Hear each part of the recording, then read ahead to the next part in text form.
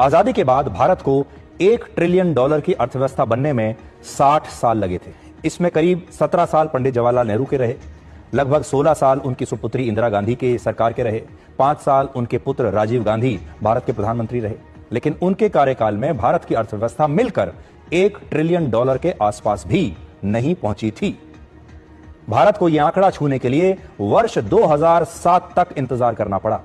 इसके बाद 1 ट्रिलियन से $2 ट्रिलियन की अर्थव्यवस्था बनने में भारत को 7 साल लगे, यानी 100 लाख करोड़ रुपए और आगे जाने के लिए 7 साल और लगे। फिर 2014 तक भारत की जीडीपी $2 ट्रिलियन की थी।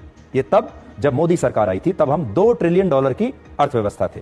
इसके बाद प्रधानमंत्री मोदी के 11 वर्षों के इस कार्यकाल में भारत की जीडीपी, भारत की अर्थव्यवस्था $2 ट्रिलियन से बढ़कर $4 ट्रिलियन हो गई, 400 लाख करोड़ रुपए की हो गई। और इनमें भी 3 ट्रिलियन से 4 ट्रिलियन पर पहुंचने में हमें सिर्फ 4 साल लगे।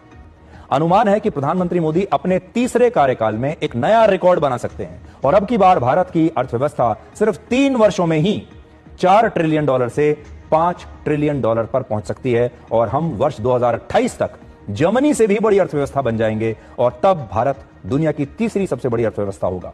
लेकिन इसके बावजूद हमारे देश के कुछ लोग मोदी के विरोध करने के चक्कर में देश की इस उपलब्धि को भी खुले मन से स्वीकार नहीं कर पा रहे हैं। ताली बजाने के लिए उनके हाथ उठ नहीं रहे हैं।